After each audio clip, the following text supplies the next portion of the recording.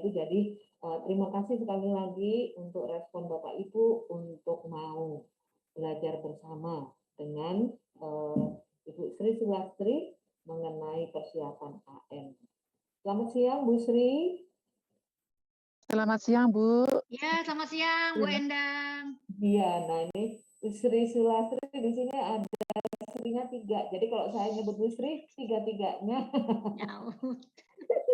Baik, terima kasih Bu Sri Haryanti dari Cirebon, ada Bu Sri Yuliani dari Tasik, dan yang akan beracara Ibu Sri Sulastri dari LPMP. Selamat siang Ibu, sehat ya? Sehat, terima kasih banyak. Ya, untuk selanjutnya saya serahkan layar dan komunikasi ini dengan Ibu Sri, monggo langsung.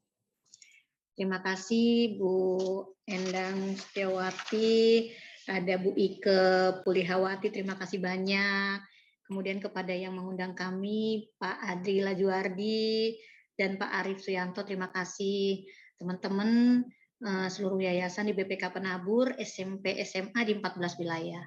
Dan yang luar biasa, guru-guru jenjang SMP, SMA yang sudah hadir pada siang hari ini, terima kasih sudah hadir dan berkenan untuk menyimak dan nanti langsung mendiskusikan seluruh hal terkait dengan asesmen nasional dan AKM di dalamnya. Bapak Ibu mohon izin, pertama-tama saya ingin meminta 1 menit ke depan untuk men-share materi. Gitu ya. Jadi nanti akan ada 6 materi yang akan ditayangkan memang 1. PowerPoint kita sesungguhnya dia pointer-pointer yang ada di dalam kelima materi yang lain.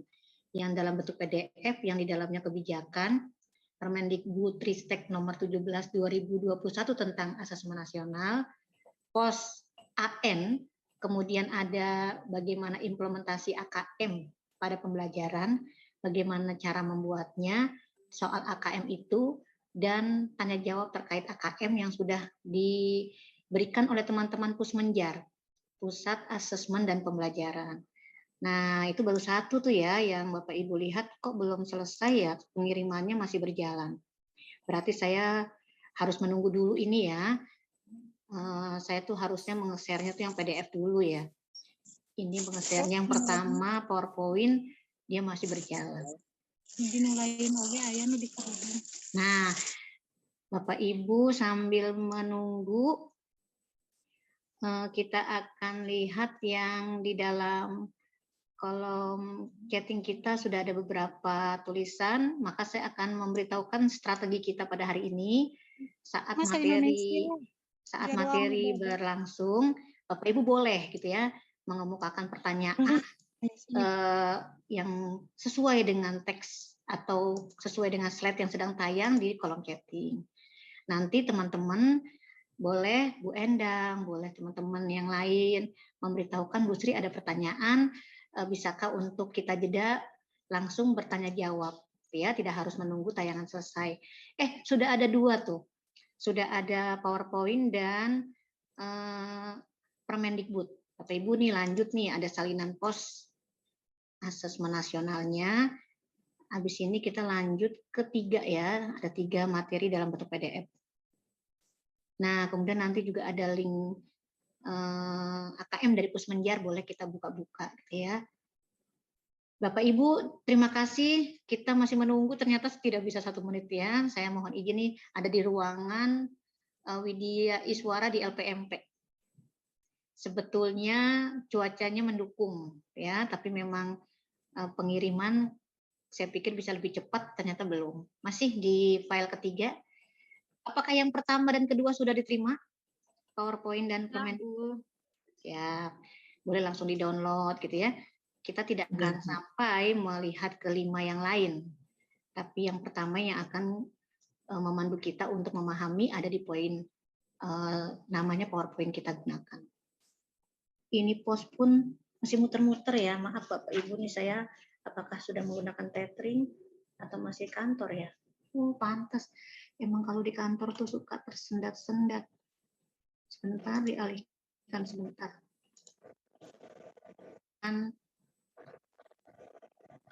Salinan pos AN. Sudah.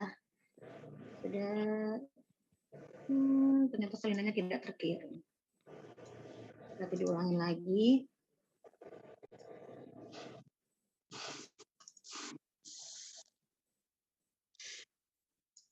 Kalau ternyata kemarin Bu Endang dan Bu Ike ada titipan pertanyaan dari teman-teman jenjang SD, boleh gitu ya. Kemarin waktu kita tidak sampai untuk menghimpun seluruh pertanyaan, boleh nanti di akhir sesi atau di antara sesi boleh Bu Endang atau Bu Ike menyampaikan yang teman-teman SD tanyakan gitu ya secara langsung kepada Bu Endang atau Bu Ike. Nah, kita kalau pakai hotspot sendiri malah lebih cepat. Bapak Ibu sudah ada 4 ya, udah ada 4 file yang terkirim, berarti sekarang desain soal, nanti baru yang terakhir tanya jawab.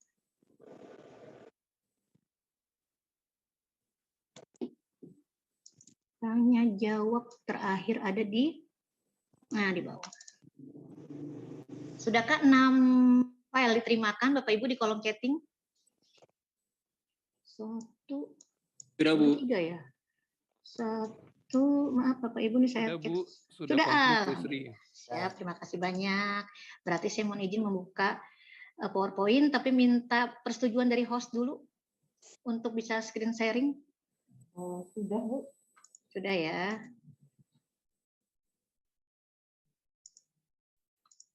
Recording in progress. Belum Bu, punten. Oh. Masih disable. Maaf Bu, itu salah ke saya. Oh. Maaf. Sri-nya ada 2. Iya, Sri-nya banyak nih. Kalau dia PP-nya 5. Kak Ibu Sri yang lain. Waktu itu ada tagihan datang gitu. Bu Sri, ini tagihannya. Waduh, saya kagak mesen gitu. Banyak kembarannya ya, Bu. Iya nih, Sri-nya harus lengkap nih. Jangan sampai salah alamat. Gitu. Ternyata benar Sri yang lain. Sudah, Bu Sri. Coba nih. Iya, udah keren. Makasih banyak. Ya. Bapak Ibu, apakah sudah bisa dilihat tayangannya? Oh, Sudah, Bu. ada Sudah terlihat. Sudah, Bu. Ternyata ada Ibu Sri Sulasti juga, Bu. Tapi Iya. dari Bandung. Udah lari ke atas dia. Nah, siap-siap saya mau lihat lagi. Nah, Bapak Ibu terima kasih. Kita akan masuk ke materi bagi teman-teman guru-guru di Yayasan BPK Penabur. Ada 14 wilayah. Sekarang kita bertemu dengan jenjang SMP dan SMA. Ini keren nih ya, jenjang SMP SMA tuh luar biasa. Tantangannya di era pandemik bagi teman-teman semua menghadapi siswa kita cakep gitu ya. Cakepnya itu kita harus mendukung pembelajaran tetap menalar dengan prosesnya dan dengan penilaiannya.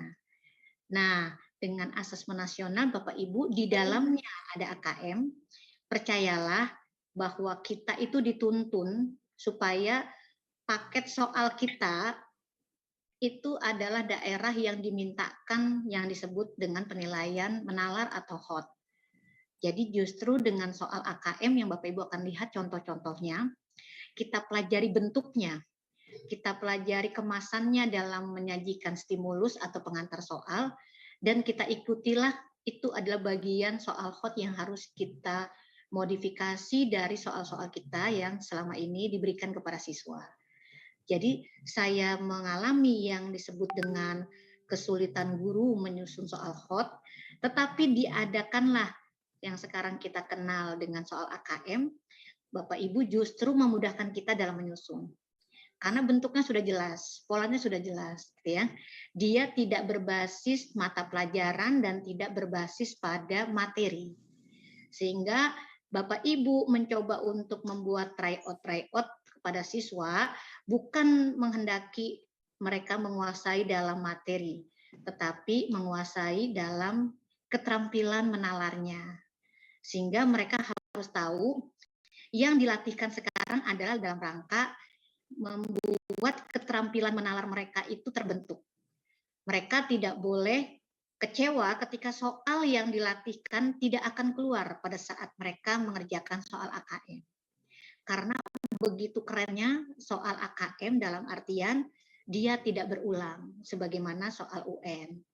Bapak Ibu mengingatkan di 2016 kita memasuki kurikulum 2013 itu direvisi.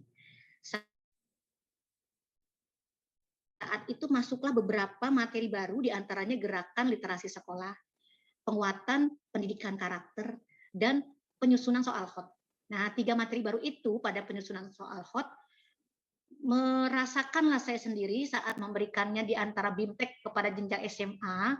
Kebetulan memang kami disetting mengampu 1 jenjang, dan saya memasuki daerah kesulitannya saat penugasan di soal hot. Bapak Ibu, soal hot itu memiliki 4 karakteristik dan saya tidak bisa memenuhinya gitu ya pada karakteristik yang keempat. Yang pertama, pintu masuknya adalah dia berstimulus. Kemudian sudah berstimulus, maka dia belum tentu hot kalau stimulusnya itu tidak menarik dan tidak kontekstual. Artinya persyaratan kedua adalah stimulus yang tersajikan itu menarik dan kontekstual. Nanti Bapak Ibu akan ketemulah daerah di mana soal kita saat UN ditemukan itu sudah berstimulus, tapi ternyata dia tidak kontekstual. Maka dia gugurlah sebagai soal hot. Nah, yang ketiga memasuki daerah C4, C5, C6. Sebetulnya urutan itu kalau Bapak Ibu ingin tahu, sesungguhnya bisa saja kita memasukinya justru yang pertama C4, C5, C6 dulu menjadi persyaratannya. Ya, tetapi memang oleh teman-teman penyusun soal hot yang kita jadikan awalan sebagai karakteristik soal hot itu justru stimulus, karena mementingkan stimulus itu sebagai daerah meminta anak kita menalar. Setelah stimulusnya kontekstual dan menarik, maka yang ketiga baru soal masuk dalam taksonomi C4, C5, C6 atau level 3. Nah, yang keempat lah ketemu bahwa soal tidak pernah keluar sebelumnya. Kita menyebutnya soal itu adalah soal yang baru. Maka kalau yang kita sebutkan selama ini dalam pelatihan, meminta guru membuat satu saja soal hot dari materi yang dia pilih, agak sulit meminta mereka di nomor 4. Makanya saya biasanya membebaskan gitu ya. Sekarang kita menyebutnya memerdekakan guru saat penugasan. Boleh mereka memasuki keempat persyaratan dalam soal hot, sampai keempat mereka bisa karena mereka mampu membuat soal. Dalam waktu 2 jam pelatihan kita untuk penyusunan soal hot itu hanya 2 jam. Tapi kalau mereka tidak mampu, maka tidak apa-apa, mereka tidak membuat, tapi mencari dari sumber soal yang mereka miliki, dan ternyata memang kalau kita bersumber, maka dia pasti pernah keluar. Maka persyaratan keempat boleh tidak dilakukan oleh guru. Artinya dikembalikan lagi pada kemampuan masing-masing. Waktu pertama gitu ya, di angkatan pertama meminta keempatnya menjadi persyaratan itu guru-guru yang kesulitan. Bu Sri kayaknya nggak kelar nih Bu, soalnya saya nggak bisa ya kalau kita membuat dalam waktu cepat gitu. Berarti buat PR ya Bu, dan buat PR juga akhirnya belum tentu selesai gitu. Akhirnya kembali lagi boleh soal yang pernah keluar. Nah, jadi UN itu bisa kita latihkan, artinya kita jadikan soal-soal selama ini ulangan kita atau penilaian harian kita berbasis UN. Itu bisa. Saat UN pun keluar soal yang sama, gitu ya, dengan kita menyebutnya indikatornya sama, pada soal yang sama dengan perbedaan pada angka atau penyajian option. Nah, tetapi pada AKM tidak demikian. Maka berbeda dengan UN, AKM memang tidak menghendaki pelatihan atau drill gitu ya, seperti kita melakukan penguatan atau pendalaman materi UN. Maka sejatinya AN, siap Bu? Mohon Siap. maaf, ini screenshotnya memang masih di Iya, gitu. masih. Maaf ya, Bapak Ibu maaf memang belum bergeser. Sehingga terima kasih diingetin gitu ya, sehingga mau mengatakan kepada Bapak Ibu, saya tuh di jenjang SMA beberapa kali ditembak oleh teman-teman untuk mengisi program mereka dalam bertemulah dengan siswa dan dimintalah saya kepada siswa tersebut untuk menyelesaikan soal AKM. Gitu. Bapak Ibu, saya sudah mengatakan bahwa tidak memasuki daerah menyelesaikan soal AKM, tetapi memasukinya, Bapak Ibu, masukilah daerah kita di pembelajarannya, meminta anak kita aktif learning dan mereka diarahkan pada daerah yang disebut pendekatan saintifik, pembelajarannya menalar. disajikan dalam soal-soal penugasan dan soal-soal di akhir kita KD ya, karena mata pelajaran di akhir KD kita lakukanlah soal-soal kita memang ada di antara paket soal kita itu yang sampai ke level 3 gitu ya, dengan komposisi level 1, level 2, level 3 pada 30, 50, 20%. Nah, kenapa di jenjang SMP SMA ini mengatakannya demikian gitu ya Bapak Ibu, di jenjang SD kemarin tidak? Karena memang beberapa kali gitu ya harus memberitahukan ke teman, tidak bisa pelatihan mengundang untuk langsung saya bertemu siswa. Karena sifatnya tidak untuk melatihkan materi dibahas, tetapi melatihkan mereka pada kebiasaan kita merancang pembelajaran, memasuki pembelajaran, dan berlatih pada penugasan yang kita sudah rancang dia menalar. Gitu ya. Jadi soalnya soal hot, menggunakan model pembelajaran yang menalar atau hot juga. Nah demikian Bapak Ibu, terima kasih ya. Jadi panjang gitu karena ketemu SMP SMA. Tidak seperti kemarin ke SD ya. Nanti kita akan lihat memasuki daerah yang menyenangkan adalah saya tuh suka banget kalau ketemu di web-web sekolah menemukan daerah yang kita sebut keren banget. Jadi ini termasuk daerah yang keren banget menurut saya nih dari sekian gambar-gambar yang disajikan di webnya Penabur gitu ya. Cari-cari ini yang keren banget nih. Adakah teman-teman yang berasal dari Kota Baru Parahyangan? Adakah yang merasa menjadi model dari yang sedang tampil di depan kita itu? Siapakah gurunya? Jangan-jangan itu guru yang hadir sekarang gitu ya. Kemarin pas ke SD, sepertinya bukan teman SD, Bu Sri, kayaknya gitu kali ya, mungkin di SMP SMA. Nah Bapak Ibu, menyenangkan saat Vicon seperti ini kita bisa membuka kamera. Sehingga kita bisa saling menyapa dengan ramah. Nah, sungguh mantap guru-guru BPK Penabur semuanya. Tetap bersemangat meski bekerja dari rumah. Cakep. Ketemu di Penabur 1 ya, BPK Penabur 1, saya terkesima gitu kalau ketemu secara langsung tuh guru-gurunya rasa ingin tahunya tinggi, kritis dan kreatif. Jadi tidak pernah berakhir sesuai jam lah. Pasti ada sesi tanya jawab yang berkelanjutan. Ketemu lagi gitu ya di kegiatan-kegiatan webinar gitu ya. Sama Bapak Ibu ya ketemunya mereka selalu rasa ingin tahunya tinggi. Nanti kita akan selesaikan seluruh rasa ingin tahu Bapak Ibu di sesi kita berikutnya gitu ya, di sesi tanya jawab. Bapak Ibu saya nongol tuh, maafin ya fotonya foto beberapa tahun lalu saat diundang P4TK IPA Bandung. Jadi LPMP itu punya kakak ya, namanya P4TK. Kalau P4TK basisnya mapel, sehingga mereka lingkupnya nasional. Kalau LPMP basisnya bukan mapel, tapi basisnya pembelajaran dan penilaian.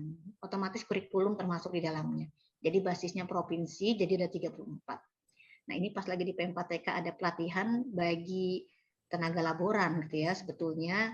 Akhirnya saya senang banget bisa mempunyai pengalaman melakukan percobaan yang udah lama banget nggak dilakukan. Nah, mohon izin memperkenalkan diri.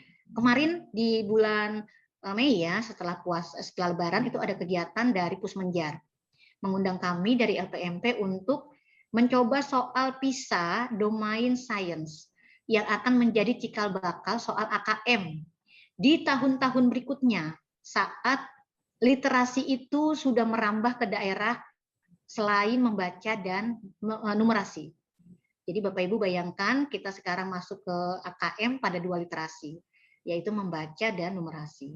Jadi kata Pak Mufti gitu ya, berarti dia kepala Puspendik sebelum diganti oleh sekarang Bu Asrianti, kepala Pusmenjar. Jadi tidak mungkin pembelajaran terpisah dari penilaian. Jadi pusat penilaian pendidikan menjadi pusat asesmen dan pembelajaran. Menyatukan 2 daerah. Pembelajaran dan penilaian harus sama-sama menalar. Nah, jadinya akhirnya kita punya instansi baru yang menaungi daerah penilaian di tingkat nasional, yaitu Pusmenjar. Bapak Ibu sebelumnya juga ada kegiatan asesor untuk akreditasi sekolah. Terus ada untuk diklat calon kepala sekolah dan sebelum mereka diklat calon kepala sekolah kita juga diseleksi melalui kegiatan yaitu asesor.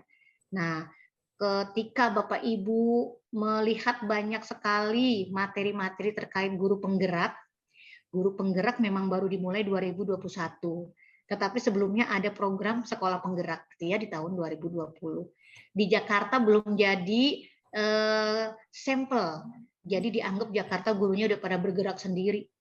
Jadi yang jadi sampel justru wilayah lain yang dirasakan memerlukan lebih daripada DKI.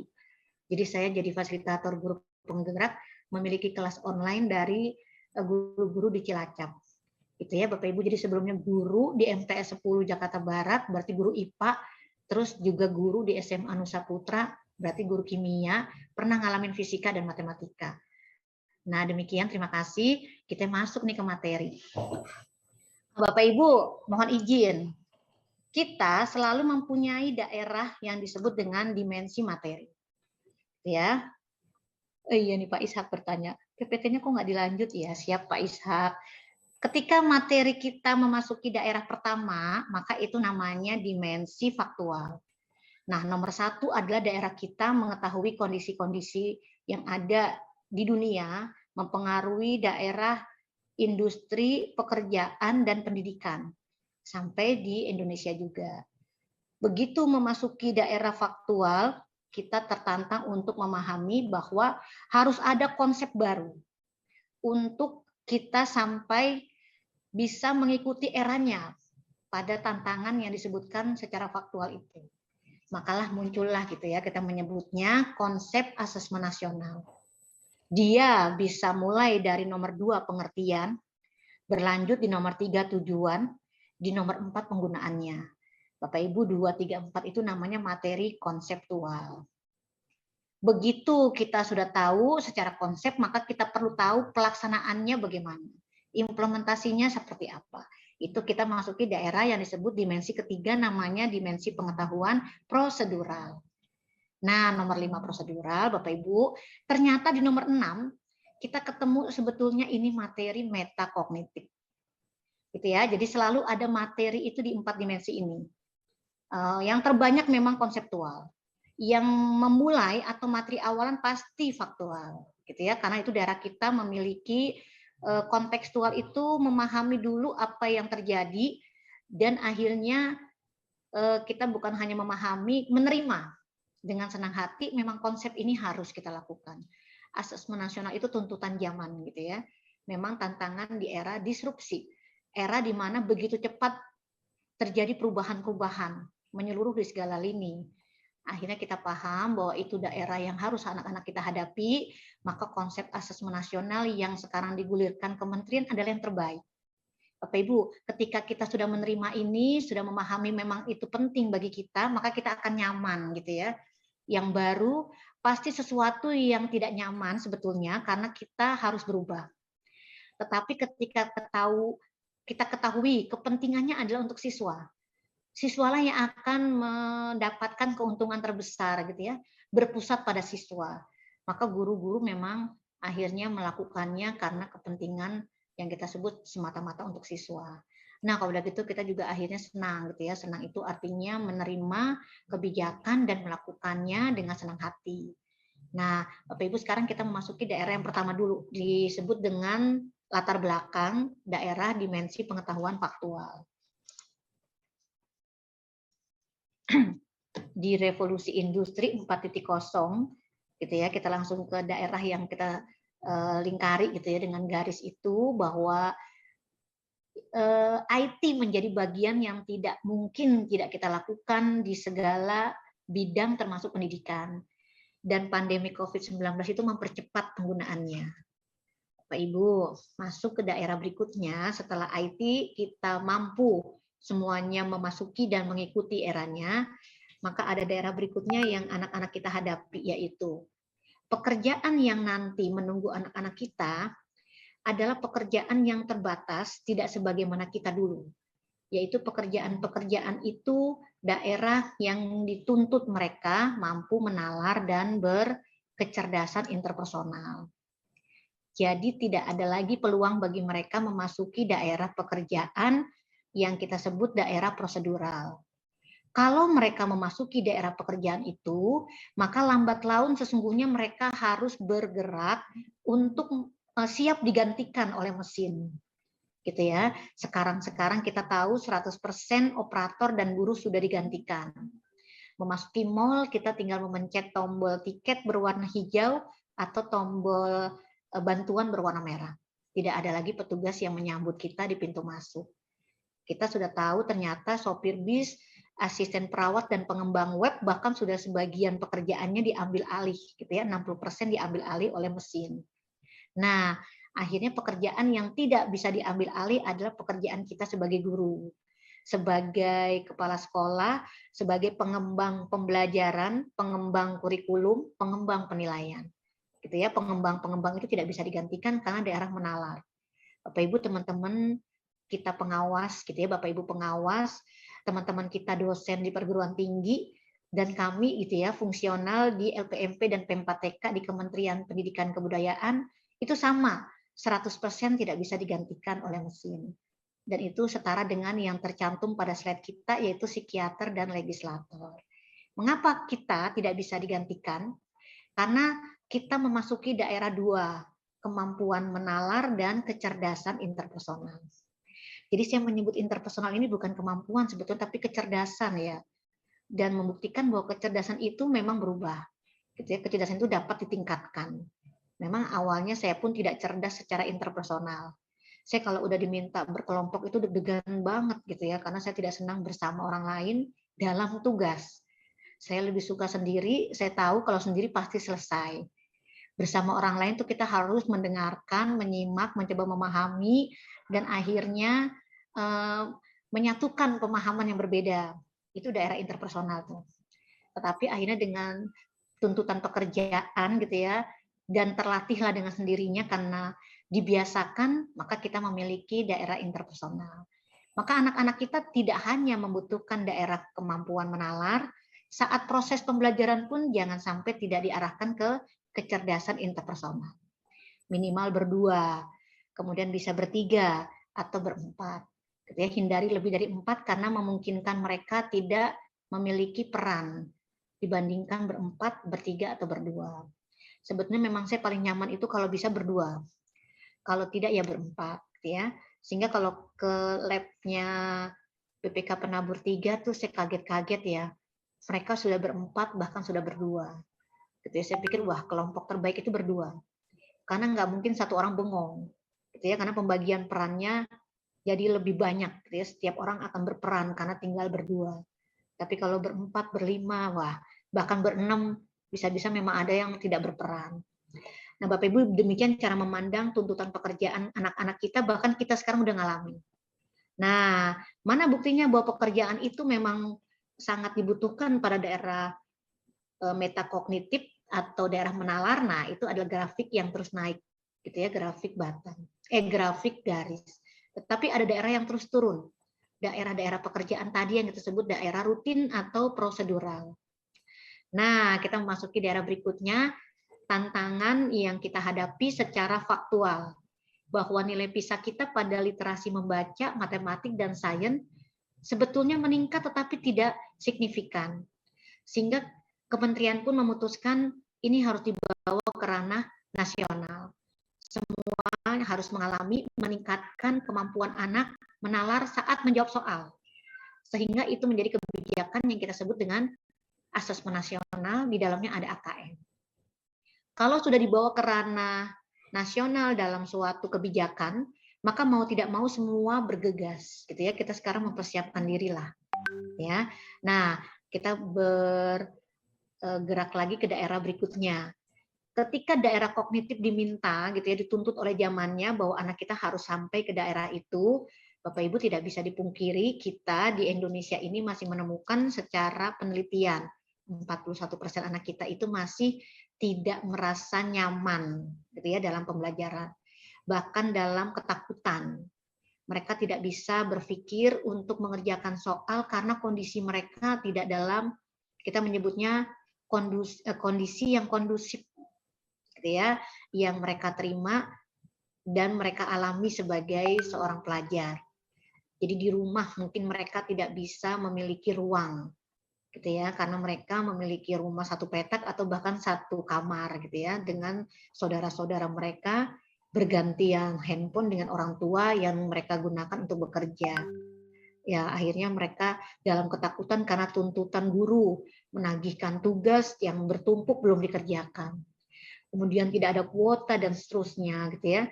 Akhirnya mereka mungkin mengalami perundungan di lingkungan dan mungkin juga di sekolah gitu ya. Bapak Ibu, ini akhirnya daerah yang tidak bisa kita hindari. Nah, akhirnya ketemu lagi nih daerah berikutnya yang kita sebut dengan motivasi atau karakter optimis yang tidak ditemukan pada 29% anak kita. Jadi mereka mengatakan, pokoknya kalau udah nggak ngerti soal yang susah ya udah gitu.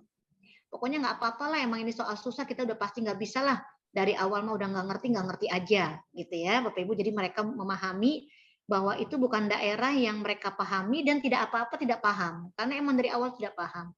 Mereka tidak tahu bahwa kita pasti bisa. Kita harus bisa. Karena semua bisa dipelajari, tidak ada yang tidak bisa dipelajari.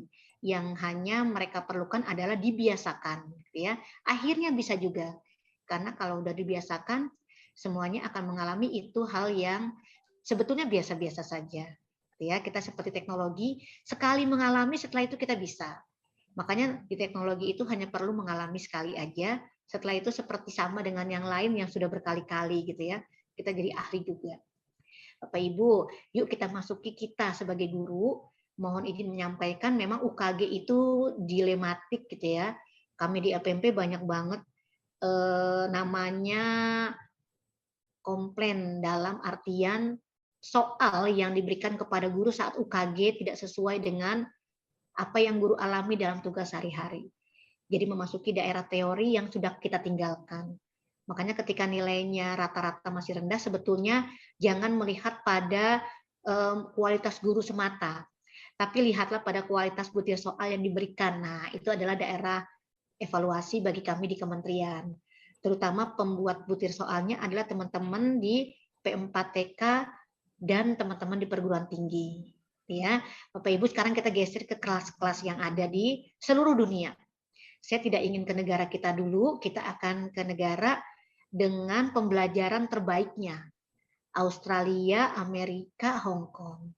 Nah, di Hong Kong saja kita lihat dalam durasi 50 menit saat proses pembelajaran, anak ditemukanlah dalam 1018 kata diucapkan.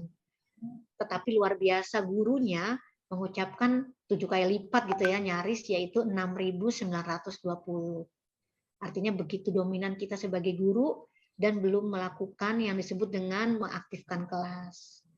Nah, jadi durasinya dan jumlah kata yang terucap pada durasi itu adalah indikator yang paling mudah digunakan. Ya, hanya untuk peneliti menghitung ya setelah sekian. Boleh jadi beberapa guru sebagai sampel, boleh jadi beberapa siswa yang berbeda sebagai sampel, dilihat dalam kelas-kelas yang berbeda dan di rata-rata. Bapak Ibu, itu namanya kondisi fakta yang terjadi. Nah, ini mah sarana prasarana yang belum merata di Indonesia, termasuk untuk ANBK jenjang SD. Gitu ya, kita di kementerian masih terus bersinergi dengan teman-teman di pemerintah daerah, terutama di Indonesia bagian timur dan tengah. Gitu ya, untuk jenjang SMP, SMA tidak masalah karena mereka sudah pernah mengalami UNBK. Tapi teman-teman SD sesungguhnya baru akan mengalami USBN berbasis komputer itu di 2020. Ternyata di 2020 karena kondisi dibatalkan. Di 2001 dengan kebijakan ditiadakan, gitu ya, dengan adanya asesmen nasional. Bapak Ibu, dua hal yang harus kita masuki dengan adanya AKM berimplikasi langsung pada rancangan pembelajaran kita dan rancangan penilaian. Ketika kelas kita sudah terbiasa dalam prosesnya, sesuai yang kita rancang, kita udah terbiasa tuh meminta anak-anak kita aktif gitu ya, learning dalam pembelajaran, dalam diskusi, dalam penugasan individu, dalam presentasi, bahkan saat kita bertanya jawab mereka seluruhnya berpartisipasi. Nah, sesungguhnya saat mereka melakukan itu, kita tidak perlu khawatir dengan AKM. Kemudian mereka, anak-anak kita, bertemulah dengan kita saat proses pembelajaran di penugasan-penugasan. Gitu ya. kita mintakan mereka memahami pada contoh dan akhirnya berlatih. Nah, maka penugasan itu kita sudah rancang dia dalam penilaian atau soal yang berlevel 3. Ada di antara level 2 dan level 1. Gitu ya. Bayangin, hari ini sama anak-anak kita berikan 10 tugas. Nah, 10 tugas itu kita punya 3 tugas kita yang pertama adalah level 1. Kita wakilkan oleh C2. Nah, 5 soal kita berikutnya adalah soal level 2, yaitu C3. Nah, 2 soal terakhir kita sematkan soal level 3, yaitu C5 misalkan. Bapak Ibu, yang demikian dulu cara kita mengatakan bahwa kita sudah aman saat kita sudah melakukan rancangan penilaian di antara soal-soal ada level 3. Maka rancangan itu sudah meminta anak menalar. Gitu ya. Maka yang kelas-kelas dimasukilah oleh teman-teman di BPK Penabur sudah demikian, sebenarnya tidak ada masalah dengan AKM. Kita sudah dekat gitu ya. Kita sudah dekat dengan daerah yang sebetulnya dibutuhkan anak-anak. Memastikan kelas kita dalam pembelajaran itu bernalar, memastikan penilaian kita sudah ada daerah juga bernalar, sungguh itu sudah menjamin anak-anak kita siap menjawab soal AKM. Nah, tetapi memang soal yang kita biasakan saat bersama kita, walaupun level 3, tetapi bentuknya belum seperti soal AKM. Kita sudah pakai Bu Sri, soal level 3 mah udah ada di soal kita Bu Sri, cuma stimulusnya tidak sebanyak gitu ya, dan semenarik yang disampaikan pada soal AKM. Nah, maka daerah itulah yang kita akan bidik hari ini. Ya, mencoba memodifikasi soal kita menuju kepada soal AKM dalam bentuk dan dalam stimulus. Maka itu daerah kita sekarang mengenalinya, gitu ya Bapak Ibu, di soal AKM yang nanti akan kita lihat bersama. Kalau rancangan desain itu sudah kita pastikan kita miliki, masalah kita menyampaikannya baik di proses maupun di penilaian itu adalah daerah berikutnya. Artinya merancang itu sesungguhnya 50% kita menjamin kesuksesan. Otomatis kita sudah tahu anak-anak akan kita jamin pembelajarannya, penilaiannya, itu daerah menalar ya sudah kita tinggal lakukan dan kita sudah mengatakan kita sudah 100% mempersiapkan anak. Bapak Ibu, selesai latar belakang dan diakhiri dengan ini. Ini pas banget nih ada jenjang SMP ya kan. Bapak Ibu yang jenjang SMP, ngalamin lah anak kita 2 tahun lalu, berarti 2019 gitu ya, itu mengalami mereka dalam UN. Di mapel matematika gitu ya, di hari kedua mereka ketemulah soal pertamanya seperti ini. Memang ini adalah soal pada KD kelas 7, yaitu menjelaskan dan menentukan urutan pada bilangan bulat dan pecahan. IPK-nya adalah menentukan urutan pada bilangan pecahan. Nah, anak-anak kita yang SMA yang sekarang kelas 12 masih ngalamin gitu kan, mereka mengalami UN di tahun mereka sebagai UN terakhir di 2019. Cuma anak kita yang kelas 10 kagak ngalamin ya kan, anak kita yang kelas 11 nggak mengalami. Bapak Ibu, ini akan menjadi soal yang kita ikuti pada desainnya sebagai soal PG. Ini adalah soal terbaik pada zamannya. Saya tidak pernah ingin gitu ya, mengingkari bahwa yang kita alami itu selalu yang terbaik pada zamannya. Tidak ada yang salah dengan soal ini. Pada zamannya memang anak-anak membutuhkan soal ini. Bapak Ibu, tetapi sekarang kita membutuhkan yang lebih dari ini. Tidak boleh soal tidak berstimulus, karena tidak meminta anak menalar. Gitu. Tidak boleh soal hanya PG dengan satu kunci jawaban, karena itu juga kurang menalar. Nah, yang sekarang kita masih pakai pada soal ini adalah pastikan bentuk soal kita pada PG itu ada pokok soal atau STEM yang kita bacakan di layar adalah urutan pecahan terkecil ke terbesar dari bilangan ini adalah. Itu adalah pokok soal atau STEM. Bapak Ibu, pastikan soal kita dalam kemasannya, dalam performanya, tampilannya, setiap STEM atau pokok soal itu diakhiri dengan titiknya 4. Gitu ya. Nah, saya sudah bisa menjamin lah teman-teman di BPK Penabur demikian. Jadi mengingatkan gitu ya. Saya tuh sendiri dulu pas jadi guru macam-macam tuh. Ada yang titiknya 3, ada yang titiknya 4 gitu. Bapak Ibu punten masih ada suara yang masuk. Mohon izin mengingatkan, boleh ditutup dulu speaker Bapak Ibu ya. Ya, terima kasih banyak. Terus kita memastikan juga bahwa ketika dia option atau soal PG, maka ABCD-nya bagi SMP dan ABCDE-nya bagi SMA itu hurufnya besar. Kemudian di dalamnya option itu ada kata yang menjadi isi option, maka dia adalah huruf kecil. Gitu ya. Itu adalah daerah kita mengatur option atau mengatur bagaimana pilihan jawaban dikemas dengan baik. Cukup ini cara kita melihat performa soal. Selebihnya nanti Bapak Ibu akan melihat ada daerah analisis butir soal PG secara kualitatif. Ada 18 butir, ya. 18 butir atau kaidah itu satu yang paling sering tidak kita penuhi adalah nomor 10. Yaitu soal belum memiliki stimulus dalam bentuk gambar, tabel, grafik, wacana, teks, dan sejenisnya dengan jelas. Maka kita lihat nomor 1 ini adalah contoh soal yang belum memiliki atau memenuhi kaidah penulisan butir soal PG pada kaidah yang ke-10 karena dia belum berstimulus. Gitu ya Bapak Ibu cara melihat soal secara analisis kualitatif. Nah, seperti apakah soal pada KD ini sekarang saat menjadi soal AKM? Pertama, dia pasti berstimulus. Stimulusnya menarik dan kontekstual. Gitu ya. Jadi apa adanya kita menyebutnya diskon-diskon itu terlihat pada toko-toko atau mal-mal, maka itulah yang diambil ke dalam soal. Ketika dia berwarna, ya kita ambil dengan warnanya. Ketika diskonnya bertingkat, ya tertulislah seperti itu, gitu ya. Maka itu namanya kontekstual. Mengambil warna-warnanya menarik, memang diskon itu harus menarik perhatian, maka dia mengambil background merah, gitu ya. Maka itu daerah yang menarik.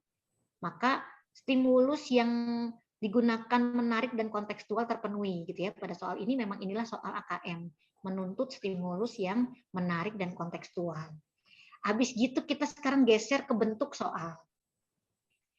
Soal nomor 1 adalah soal yang sudah sering kita temui pada soal-soal UN gitu ya, pada soal-soal PH kita, pada soal-soal penugasan kita. Bapak Ibu kita geser ke nomor 2. Nah, nomor 2 ini termasuk soal yang tidak biasa. Ntar kalau Bapak Ibu lihat lagi ke soal kita, saya boleh ya meminta jawaban di kolom chatting. Adakah teman-teman yang sampai sekarang jenjang SMP dan SMA menggunakan soal tipe seperti nomor 2 ini? Kalau Puspendik menyebutnya bentuk soal menjodohkan. Gitu ya. Jadi menjodohkan itu dia meminta ada pernyataan dan pernyataan itu meminta 2 jawaban tersedia. Untuk matematika atau numerasi memang lebih nyaman BSBS. Nanti di literasi membaca dia bisa tersedia bukan BSBS.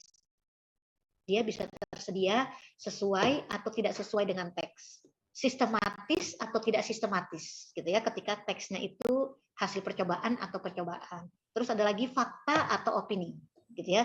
Pilihan-pilihan itu pada setiap pernyataan akan meminta kita memahami bahwa bentuk soal tersebut yang kita sebut dengan menjodohkan adalah bentuk yang 10% ditemukan pada soal AKM.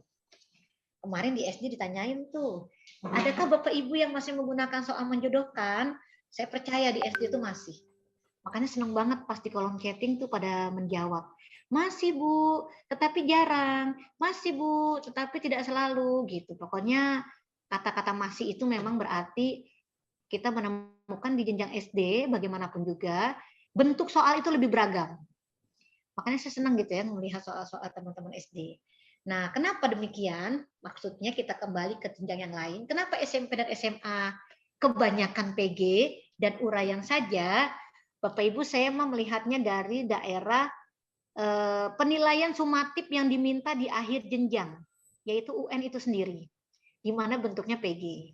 Ya, jadi saya tuh juga zaman dulu pas lagi kita menjadi guru di kelas 9, ulangannya ya ulangan ulangannya atau UH-nya ya ulangan soal UN. Ya berarti bentuknya adalah PG. Begitu soalnya ada daerah menghitung tetap meminta itu PG, tetapi harus ada caranya. Jadi sebetulnya menjadikan dia sebagai soal uraian. Tetap kita memiliki pedoman penskoran, ya skor yang digunakan ya uraian. Walaupun basisnya PG. Gitu ya, secara bentuk terlihat, tapi secara proses atau pedoman penskorannya menggunakan uraian. Nah, Bapak Ibu, demikian cara melihat soal nomor 2 adalah soal level 1. C2. 10% dia ada di soal AKM. Kita lihat ke soal level 2-nya. Oh, level 2-nya tidak terlihat di sini. Maaf Bapak Ibu, level 2-nya nanti ada di nomor 4, tetapi level 3-nya ada di nomor 3. Berarti kalau kita bicara level 2, kita ke nomor 4 dulu. Nah, nomor 4 ini meminta bentuk yang sama dengan soal UN di atas, gitu ya. Tetap meminta mengurutkan. Itu daerah level 2, sebetulnya C3. Tetapi mengurutkannya itu dia tersaji pecahan-pecahannya gitu ya, dengan variasi yang menarik. Ada yang dalam bentuk diskon berganda gitu ya, ada yang beli 2 gratis 1. Ini adalah diskonnya atau promosinya teh botol sosro waktu pertama kali dia pakai botol plastik gitu ya. Terus ada semua bayar setengah harga, ada diskon bertingkat yang lain gitu ya, dengan angka diskonnya berbeda. Nah, ini adalah soal yang sama persis dengan soal UN di atas, tetapi berbeda pada kemasan stimulus. Bapak Ibu, sekarang nomor 3. Nah, nomor 3 ini contoh level 3. Ya, jadi meminta anak menganalisis dan akhirnya mengevaluasi apakah si Beni ini bisa membeli kemeja di toko D atau tidak. Dengan kasus yang diberitahukan pada soal ini sebagai berikut. Jadi Beni mau membeli kemeja di toko C, harganya 200.000, tetapi karena sedang diskon menjadi setengah harga, dia bisa membelinya dengan harga 100.000 dan dia memiliki uangnya.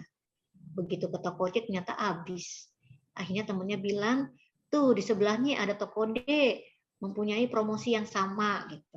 Tetapi ternyata kita diminta oleh soal memutuskan apakah saran teman Beni itu benar, yaitu Beni bisa membeli kemeja di toko D karena promosinya beda. Ya, dia minta beli 1 gratis 1. Daerah ini adalah meminta anak menjawab bisa atau tidak, mampu atau tidak mampu dengan alasannya. Nah, ini adalah cara soal dikemas berlevel 3 pada daerah C5. Nanti kebanyakan soal-soal level 3 yang C5, semua soal level 3-nya AKM ya C5, meminta anak memberikan pendapat. Setelah ada pendapat seseorang yang dikemukakan dalam soal. Pendapat Dewan Ekonomi mengatakan bahwa, apakah kamu setuju dengan pendapat Dewan Ekonomi itu? Jelaskan. Pendapat peneliti mengatakan, apakah kamu setuju dengan pendapat peneliti itu? Jelaskan. Jadi kalau matematika bisa meminta anak menjawab soal, tetapi tidak seperti biasanya kita meminta jawablah soal dalam cerita di atas, misalkan gitu ya, soalnya soal cerita. Nanti kita sudah diarahkan pada pokok soalnya, meminta anak setuju atau tidak, otomatis ada jawaban yang dikemukakan. Seorang anak bernama Susi mengatakan bahwa hasil perhitungan soal di atas adalah 50,3. Titik. Apakah kamu setuju dengan jawaban Susi? Kemukakan alasanmu. Jadi dirancangnya demikian gitu. Sudah ada jawaban, anak-anak dimintai setuju atau tidak, tetap harus menghitung sebagai cara dia memberikan alasan. Nanti kita bisa kemas jawabannya Susi, kita betulkan memang kuncinya 50,3 atau sesungguhnya bukan 50,3. Gitu ya. Nanti arahnya adalah kita ke pedoman penskoran soal uraian. Bapak Ibu, demikian ya cara kita melihat tantangan di era disrupsi. Arahnya ke perubahan pada soal, yaitu di penilaian pada UN mengarahkan pada AKM sekarang. Nah, ini agak cepat nih di 2, 3, 4 karena konsep ya. Bapak Ibu, asesmen nasional itu adalah pemetaan mutu pendidikan pada seluruh sekolah yang Kementerian Pendidikan Kebudayaan perlukan. Tidak mungkin meminta AN dibatalkan di 2020 karena kondisi dan ditiadakan di 2001 dan seterusnya tanpa ada penggantinya. Karena kita jadi tidak tahu kualitas mutu penilaian siswa. Karena itu dia hanya pemetaan, tidak mengabaikan kata pemetaan dengan hanya, tetapi dengan adanya pemetaan itu mengatakan bahwa tidak perlu semua anak gitu. Maka cukuplah sampel saja. Makanya di SD hanya 30 gitu ya, di SMP, SMA, SMK 45. Nah, di AN atau asesmen nasional ini akan meminta anak menjawab 3 daerah instrumen, AKM, survei karakter, dan survei lingkungan belajar. Bapak Ibu, kita akan geser ke daerah survei lingkungan belajar dan survei karakter. Nah, di asesmen nasional ini otomatis karena dia pemetaan, cara kita melihatnya persis dengan cara Bapak Ibu kalau pernah mengingat ada rapot mutu PMP. Tidak semua gitu ya teman-teman memahami rapot mutu PMP, tetapi kita mungkin pernah menjawab instrumen pada aplikasi PMP melalui instrumen PMP yang banyaknya minta ampun itu. Memang waktu Bapak Ibu menjawabnya, kita mungkin dipilih sebagai sampel sebagai guru ya. Jadi sampel guru itu pada setiap jenjang dan setiap mapel gitu ya dimintakan. Misalkan mewakili guru di jenjang SMP 10 gitu ya, karena mapelnya ada 10. Misalkan di SMA 20 guru mewakili mapel karena mapelnya ada 20. Nah, jadi akhirnya waktu Bapak Ibu mengisi instrumen PMP, PMP itu adalah aplikasi peningkatan mutu pendidikan, gitu ya. Peningkatan mutu pendidikan itu terhadap 8 standar. Aplikasi diisikan, data Dapodik dilengkapi oleh teman-teman kita di tenaga kependidikan, maka keluarlah rapot mutu. Rapot mutu itu seperti jaring-jaring laba-laba terhadap 8 standar. Waktu Bapak Ibu memperoleh hasilnya, maka itu sesungguhnya adalah daerah informasi. Gitu ya. Waktu Bapak Ibu mengisikan instrumen PMP itu sesungguhnya itu daerah asesmen. Nah, rapotnya nanti mengatakan bahwa dari 8 standar kita sudah baik di 6 standar. Misalkan begitu. Yang 2 standar belum baik, masih bernilai cukup ditemukan pada standar PTK dan standar Sarpras. Misalkan gitu. PTK ini agak unik Bapak Ibu, daerah itu ada meminta jumlah guru tersertifikasi. Nah, itu sudah mati gaya tuh biasanya kita nggak mungkin 100% Bu Sri, yang tersertifikasi baru 40%. Ya sudah, di situ saja sudah kita tidak memenuhi standar pada sertifikasi. Bapak Ibu, biasanya ada daerah berikutnya yang agak sulit diraih gitu ya. Kepala sekolah memiliki sertifikat pelatihan dari LP2KS, yaitu penguatan calon kepala sekolah sebelum menjadi kepala sekolah. Habis itu pas sudah jadi kepala sekolah juga ikut diklat lagi penguatan kepala sekolah gitu ya. Nah, itu agak sulit karena tidak semua daerah bisa dijangkau bahkan oleh LP2KS. Makanya kita dirugikan pada kebijakan di PTK. Nah, biasanya pada Sarpas kita pun rendah karena inputan kita pada data di Dapodik belum lengkap. Nah, itu secara nasional tuh di 2 standar itu memang masih lemah. Di Provinsi DKI Jakarta juga masih lemah. Makanya tadi disebutkan gitu ya. Ketika 2 standar masih lemah, maka dia harus menjadi daerah yang direncanakan untuk ditingkatkan. Gitu ya. Maka teman-teman harus merancang bagaimana supaya yang belum misalkan memenuhi daerah itu dia harus terpenuhi. Misalkan ada teman-teman di tenaga perpustakaan belum bersertifikat pelatihan, kita harus upayakan. Misalkan tenaga laboran belum bersertifikat pelatihan, kita harus upayakan. Ya, nah, yang seperti itu namanya kita merencanakan peningkatan mutu pada daerah yang belum optimal. Bapak Ibu selesai melihat metafora atau perbandingan dari yang sudah pernah, kita sekarang geser kembali ke AN. Di AN pada September-Oktober besok anak-anak kita tuh akan menjawab AKM, survei karakter, dan survei lingkungan belajar.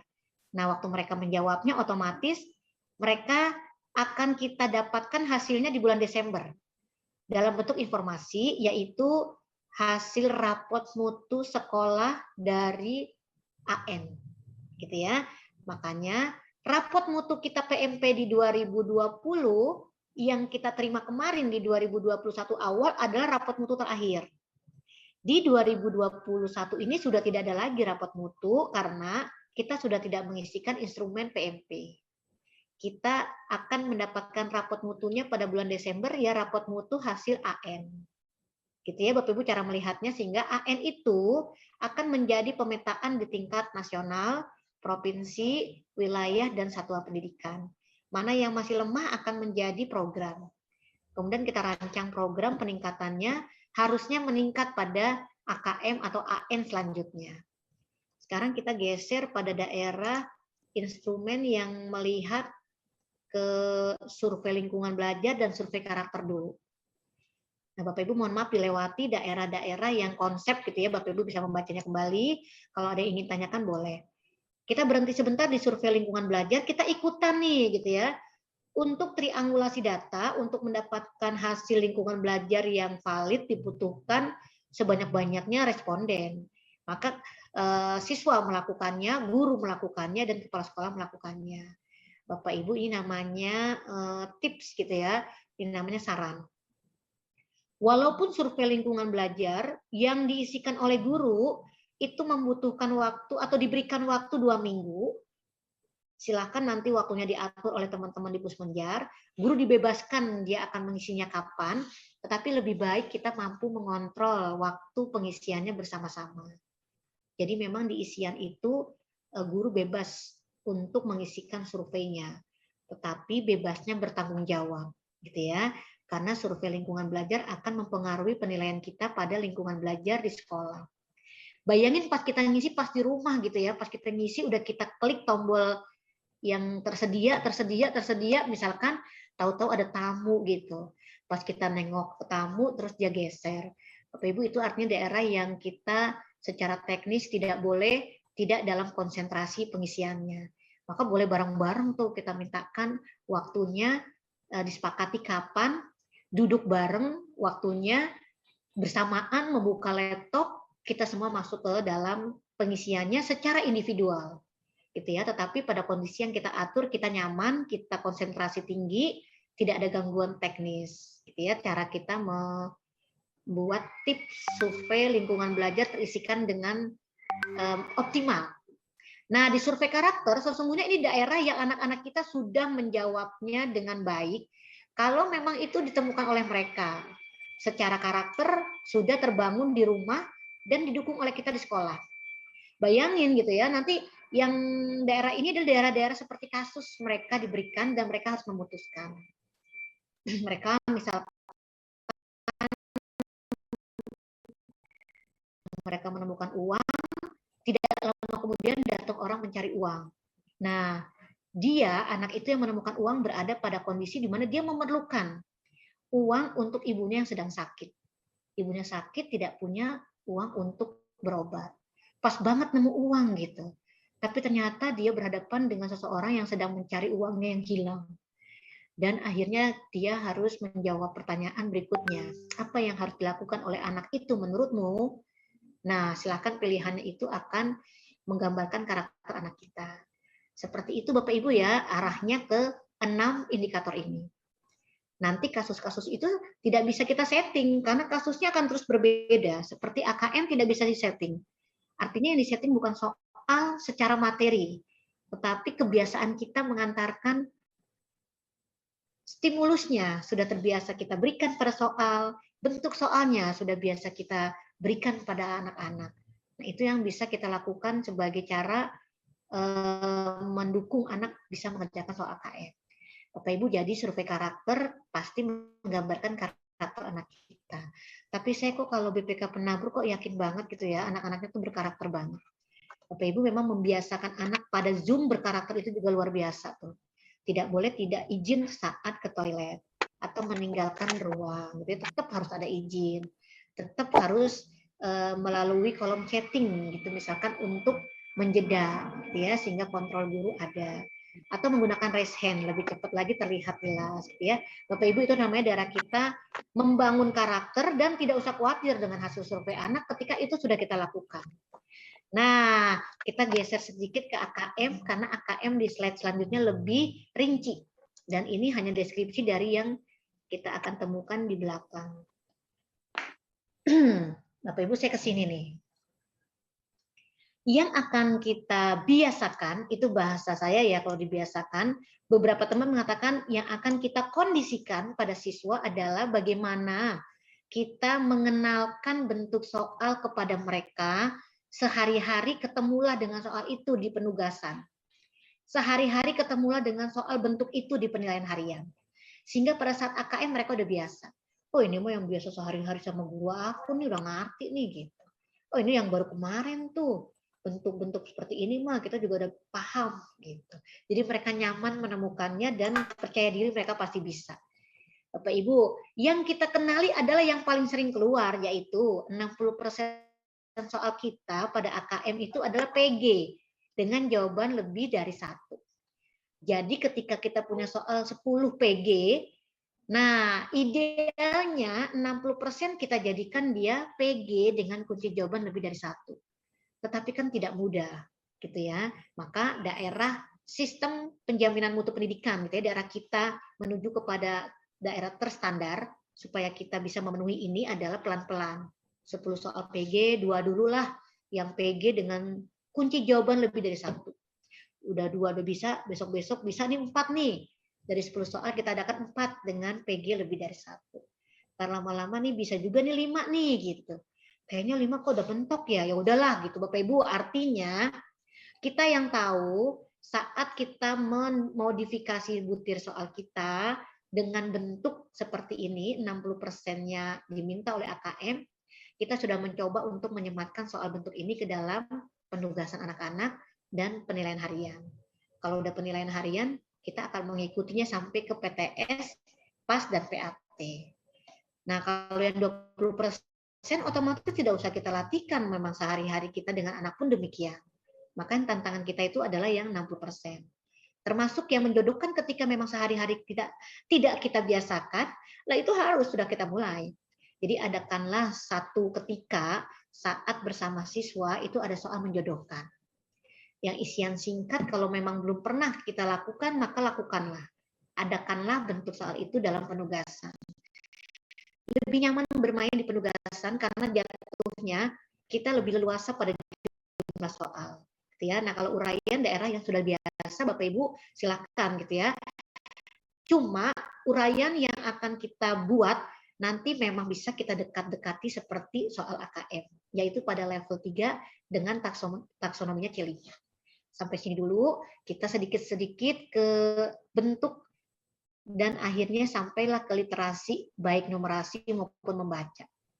Bapak Ibu mengingatkan gitu ya, saya lebih suka memasuki daerah yang tengah dulu namanya proses kognitif. Soal pada AKM tidak semuanya menalar. Soal pada AKM tetap berkomposisi normal. Komposisi ideal soal kita tuh selalu seperti itu. Yang namanya level 1 itu 30%. Yang namanya level 2 itu 50%. Ya, secara ideal yang namanya level 3 ya 20%. Dengan pandemik kita boleh 10%. Yang tidak boleh itu tidak ada sama sekali level 3. Gitu.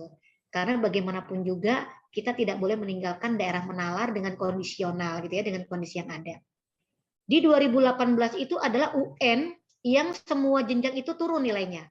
USBN turun, UN SMP, SMA, SMK turun. Sehingga waktu bulan Juni tuh saya baca koran tuh. UN secara umum di semua jenjang turun.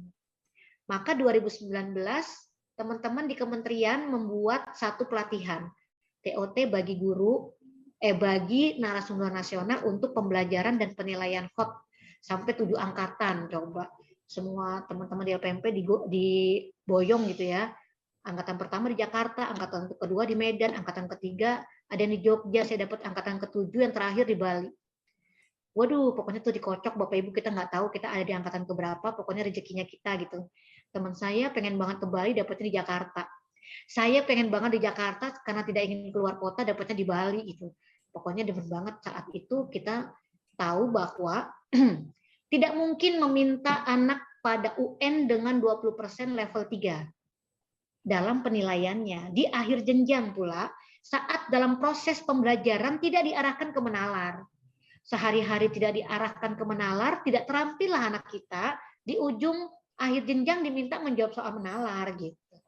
Maka tidak boleh penilaian menalar itu lepas dari pembelajarannya. Maka 2019 itu ikut pelatihan pembelajaran dan penilaian HOT.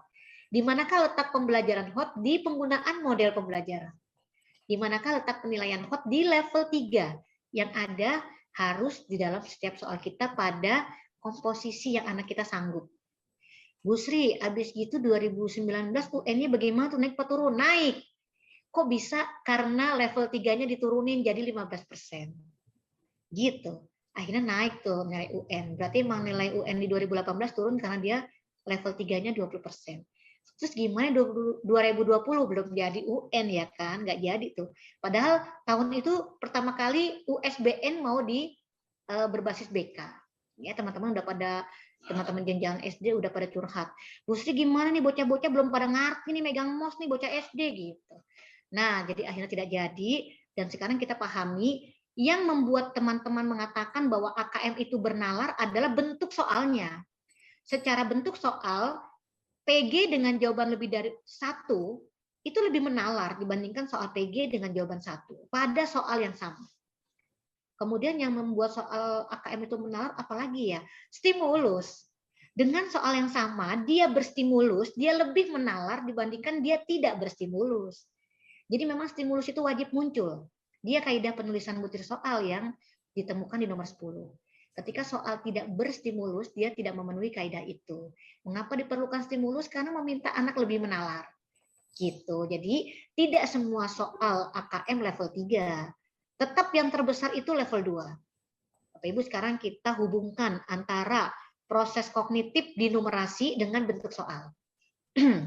Biasanya soal pemahaman yang level 1 itu, yang C2 itu adalah bentuknya menjodohkan dan isian singkat. Gitu ya, ingat dia 15%. Biasanya soal aplikasi pada AKM yang level 2 itu, yang berarti C3 itu adalah soal PG. Gitu ya, dia 60% dan 20%, yaitu 80%. Gitu. Memang soal terbanyak kita adalah level 2 aplikasi. Dan biasanya soal penalaran itu adalah uraian. Gitu. Ya 5%. Dan memang dia soal penalaran dalam komposisi soal yang kita sebut paling sedikit. Dan memang tidak boleh lebih dari 20%. Bapak Ibu, demikian cara melihat soal. Mengapa mengatakannya biasanya? Kadang-kadang menemukan pemahaman itu tidak menjodohkan, tapi isian singkat. Kadang-kadang tidak menemukan menjodohkan dan isian singkat, munculnya pilihan ganda. Gitu ya, makanya tidak selalu. Kadang-kadang di aplikasi dia tidak PG, tetapi isian singkat. Gitu ya, nanti ketemulah di soal-soal kita demikian. Soal yang tersajikan dalam PowerPoint ini mulai dari nomor 1 itu sesuai levelnya. Pemahaman dulu, terus aplikasi, terus penalaran. Selalu begitu, makanya menyebutnya soal pertama, kedua, ketiga itu level 1, level 2, level 3. Nah, di literasi membaca, memandang level itu seperti kita sama pada saat kita mengatakan dia berbasis pemahaman aplikasi dan penalaran, cuma dibahasakanlah oleh literasi membaca. Saat anak mampu menemukan informasi, berarti dia paham. Saat anak mampu menginterpretasi dan mengintegrasi, dia mampu mengaplikasi. Saat anak mampu mengevaluasi dan merefleksi, dia mampu menalar. Sesungguhnya dia sama, gitu ya, pada level 1, 2, 3. Bapak Ibu, apakah numerasi hanya milik teman-teman matematik? Oh tidak. Apakah milik fisika kimia? Oh tidak, gitu ya. Dia milik semua mata pelajaran yang bisa kita ambil pada daerah personal, konteksnya sosial kultural atau saintifik. Nah, sekarang kita masuki dulu literasi membaca gitu ya, untuk menggambarkan bahwa literasi membaca memang bukan milik bahasa semata. Dia milik semua jenjang. Dia milik semua mata pelajaran. Dia bisa masuk di semua materi. Di daerah mana itu? Di daerah konten yang dipilih adalah teks informasi. Teks sastra memang hanya milik bahasa Indonesia, ya kan?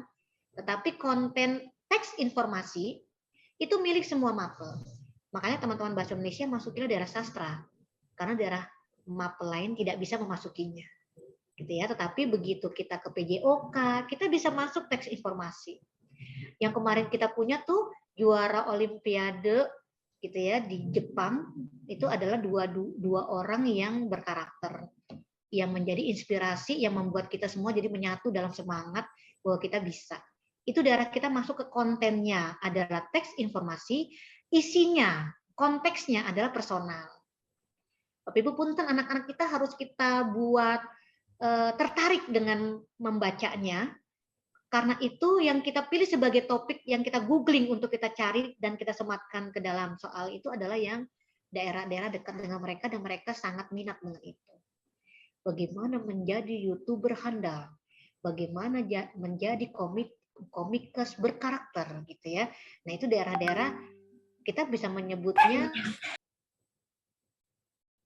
sosial budaya. Dengan kondisi sekarang, anak-anak senang banget kalau ditanya cita-citamu menjadi apa, jawabannya YouTuber. Nah, supaya jadi YouTuber yang benar gitu ya, YouTuber yang berkarakter, bermanfaat, tidak boleh hanya YouTuber yang menyanyiakan kuota orang lain. Nah, itu harus diarahkan pada konten, teks informasi pada konteks sosial budaya. Kalau ada personal yang diambil, YouTuber dan komikers itu sendiri secara personal, maka di daerah konteks personal. Nanti adakan daerah penelitian-penelitian yang menarik, yang anak-anak tidak tahu, tapi dengan adanya soal itu dia baca, dia jadi tahu gitu. Malah menjadi informasi dan pengetahuan baru. Maka itu daerah yang kita ambil, teks informasi sebagai konten, dan konteksnya adalah saintifik. Nah, semua daerah prestasi Indonesia di kancah internasional pada Olimpiade tersajikan dalam tabel grafik dan seterusnya dalam angka, itu daerah konten milik data dengan konteksnya sosial kultural. Maka jadilah soal numerasi. Misalkan perjalanan anak-anak ngerti ya, Rudi Hartono ngerti apa kagak ya? Kalau nggak ngerti ya sudahlah, kita ambil yang sekarang sedang booming gitu ya, olahragawan kita, perjalanan dia dalam kehidupan dia. Mulai dari kecil sampai dengan besar begitu memiliki tantangan gitu ya, dan itu memiliki daerah berbasis grafik garis, grafik batang atau grafik lingkaran. Masuki daerah personal tetapi berangka. Jadi tetap data-data yang didapatkan dari Google. Bapak Ibu kita googling, kita tidak usah membuat, kita mencari stimulus itu, kemudian kita sematkan sumber yang kita ambil. Kita ambil gambar, kita kasih sumber. Kita ambil teks, kita ambil sumber. Kita ambil grafik batang gitu ya. Kita ambil grafik lingkaran, grafik garis, kita ambil tabel, nah semuanya bersumber. Bahkan kita ambil infografis gitu ya, infografis dari seluruh kebijakan yang ada itu menginginkan anak melakukan apa dalam slogan-slogan dengan menarik, kita ambil infografis, ambil itu untuk sumber literasi membaca.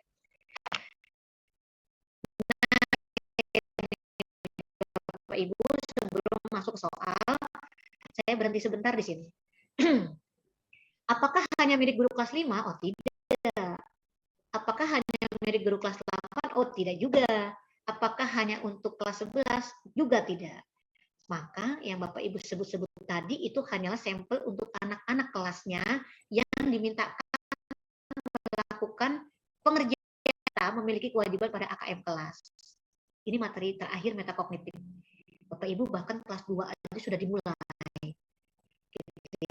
Meminta guru saat mengajar yang menalar, meminta anak mencari tahu dulu polanya dan diarahkan pada konsep, meminta anak dulu mengerjakan baru kita arahkan pada jawaban yang benar ya, itu pembelajarannya. Terus di antara sekian soal selalu ada daerah level 3, bahkan di kelas 12 pun setelah AKM berakhir di kelas 11 tidak ada yang berhenti dengan kelas 12. Ketika soal AKM kita dekat dengan UTBK gitu ya, dengan soal UTBK, maka sudah jelas anak-anak kelas 11 setelah AKM selesai dan kelas 12 ya AKM mereka adalah AKM soal-soal UTBK. Ya Bapak Ibu, jadi akhirnya milik seluruh guru, dilakukan di kelas dengan gurunya melakukan proses pembelajaran yang menalar dan menghimpun soal-soalnya ada daerah 3 ya, dengan sebisa mungkin menjadikan bentuk dan stimulusnya seperti AKM. Maka AKM kelas itu bukan milik evaluasi sistem pendidikan, dia milik fungsi formatif. Maka dalam fungsi formatif, Bapak Ibu, kita akan ketemu rapotnya sebagai berikut. Nah, ini rapotnya ya. Bayangin, anak kita udah diminta menjawab soal AKM pada satu penugasan. Ada anak kita di 3 soal, pada level 1, 2, 3, dia bisa jawab semuanya. Maka dia namanya mahir secara predikat. Ada anak kita dikasih soal level 1, 2, 3, Dia pada level 1, 2 dia bisa, level 3 dia tidak bisa. Maka dia berhenti di level atau di predikat baik. Anak kita dikasih soal level 1, level 2, level 3, dia cuma bisa level 1 gitu. Maka dia berhenti di level 2, dia salah di level 3. Nah, itulah anak kita yang berpredikat minimal. Nah, ini anak kita yang terakhir nih Bapak Ibu, boro-boro level 3 gitu, boro-boro level 2 gitu. Level 1 aja dia nggak bisa. Padahal level 1 itu mudah. Hanya timbang mencari informasi ada apa enggak di teks dia nggak bisa. Maka itu bukan masalah dia tidak mampu, tapi masalah dia tidak mau. Maka itu adalah daerah yang kita sebut dengan mereka sesungguhnya memiliki kesulitan belajar. Entah tidak termotivasi, entah memiliki gaya belajar yang belum terakomodir, entah kondisi di rumah saat belajar sekarang tidak nyaman gitu ya. Yang tadi ada daerah perundungan, ada daerah anak yang 29% gitu ya, tidak bermotivasi untuk belajar. Maka ini perlu intervensi khusus, harus kita langsung dengan orang tua. Nah, bagaimana dengan yang mahir? Treatmentnya jadikan mereka tutor sebaya. Maka mereka saat menjadi tutor sebaya mengalami daerah program pengayaan. Nah, bagaimana yang minimal? Temukan dengan tutornya dalam kita menyebutnya program tutor sebaya itu anak-anak yang mahir menjadi tutor bagi anak-anak yang minimal. Gitu ya, maka mereka anak-anak yang minimal ini menjadi temannya tempat untuk bertanya. Nah, Bapak Ibu, tentu saja program ini harus dengan arahan kita gitu ya, kita siapkan mahir ini sebagai tutor, persenjatai, berikan metode, teknik dan seterusnya, bimbing mereka dalam WA group dan mereka bekerja dan mereka melaporkan hasilnya. Nah, ini namanya daerah memahami bahwa AKM itu yang AKM kelas bersifat formatif. Artinya ada daerah formatif itu meminta tindak lanjut hasil penilaian yaitu adanya remedial dan adanya pengayaan. Gitu ya. Kalau ada yang belum sampai ya kita harus sampaikan melalui program-program atau metode seperti tutor sebaya tadi. Bapak Ibu demikian. Bagaimana sih Bu Sri rapotnya? Nah, rapotnya begini. Udah banyak banget tuh Bu Endang, sedikit lagi ya satu slide ini sampai ke baru ke kolom chatting. Rapotnya kurang lebih seperti ini. Misalkan secara nasional Kementerian Pendidikan Kebudayaan dan Ristek dapat hasil numerasi kita 55% persentase terbesar perlu intervensi khusus. Waduh, kaget-kaget nih kita ntar ya. Ternyata anak kita memang belum mampu berliterasi numerasi. Kita aja masih keder-keder gitu ya. Khususnya di program literasi numerasi yang kayak apa ya gitu. Nah kita sih kalau disuruh meningkatkan yang di daerah mana ya? Bapak Ibu ini namanya PR gitu ya. Secara nasional ini PR. Jadi jangan khawatir karena kita pasti tahu kita bareng-bareng sama yang lain. Nah, secara literasi numerasi di antara 55% yang dominan, tetap ada anak kita yang udah mahir 5%. Yang udah baik 15% dan yang minimal 25%. Maka PR kita secara nasional itu teman-teman di kementerian akan membuat program peningkatan kompetensi guru dalam berketerampilan literasi numerasi. Habis itu hasil literasi membaca didapatkanlah 40% gitu ya. Komposisi terbesarnya adalah sudah minimal. Kenapa sudah tuh? Ya lebih baiklah dari numerasi. Tetap di antara itu ada yang sudah mahir 10%, lumayan lah. Sudah ada yang baik 20%. Tetap masih PR, ada 30% yang masih perlu intervensi khusus. Bapak Ibu demikian ya. Ini kalau mau dilihat sebagai rapor sekolah bisa. Seandainya ada sekolah yang memiliki rapor demikian, maka dia punya program. Waduh, di tahun depan nih kudu pelatihan nih kita adain IHT nih. Peningkatan kompetensi guru nih pada numerasi dan pada membaca. Ternyata kita punya ada 3 nih. Ada program IHT ada 3 nih. Gimana nih ya? Maka 2 itu jadikanlah program literasi numerasi. Dia harus lebih banyak karena pencapaian dia lebih rendah. Kalau dia ada genep, oke, 2-2. Tapi kalau dia ada ganjil gitu ya, maka daerah kita memilih bahwa program numerasi lebih dibutuhkan, maka dia harus 2 program. Walaupun literasi membaca tidak boleh ditinggalkan, dia 1 program. Bapak Ibu termasuk di wilayah pun atau di provinsi begitu membacanya. Wah, di Lampung nih ternyata numerasi masih perlu banget nih gitu. Nanti teman-teman di Dinas Pendidikan Provinsi mengatakan Dari 9 program kami, 5 program milik numerasi. Dari 9 ya kan, 4-nya milik membaca. Gitu ya Bapak Ibu, jadi ini milik seluruh instansi dari yang terbesar nasional, terus ke bawah bersinergi bahkan dengan teman-teman di sekolah. Yuk kita lihat literasi numerasi yang tadi terlihat pada daerah Bapak Ibu melihat level kognitif, itu di atas ada daerah konten. Maaf, konten mah di atas, bawah mah konteks ya. Konten di dalam materinya literasi numerasi itu ada 4. Bilangan, aljabar, geometri dan pengukuran, serta data dan ketidakpastian. Bapak Ibu izin, di bilangan pada rapot nasional seandainya seperti ini kita akan membaca, di nasional itu skor bilangan 180. Tetapi skor sekolah kita 245, keren dibandingkan nasional. Tetapi belum puas kita karena kita masih di bawah kabupaten kota. Gitu ya, kabupaten kota udah 250 skornya, kita masih 245 nih gitu. Nah, Bapak Ibu kita lihat ke materi yang lain yaitu data dan ketidakpastian. Nasional memperoleh skor 167. Provinsi, Kota Madia gitu ya, 244. Kita udah lumayan tuh di atas kabupaten kota 251. Nah, kita punya program gitu ya pada anak-anak kita, maka dari sekian program prioritaskan untuk materi bilangan, aljabar, dan geometri dan pengukuran dibandingkan data dan ketidakpastian karena dia sudah lebih baik. Nah, Bapak Ibu demikian ya, memiliki data rapot itu akhirnya cara kita memandangnya bagaimana merencanakan peningkatannya. Prioritaskan pada daerah yang lebih membutuhkan karena belum optimal. Siap, terima kasih Bu Endang. Selesai dulu untuk daerah faktual, konseptual, prosedural gitu ya. Metakognitif di pengenalan soal setelah ini. Kalau boleh kita bertanya jawab. Baik, Bu Sri, Bapak Ibu. Nah, supaya kita tidak terlalu jauh ya dengan apa yang disampaikan Ibu Sri, jadi kita coba lihat dulu ada beberapa pertanyaan. Yang pertama, ini dari Pak Ardi.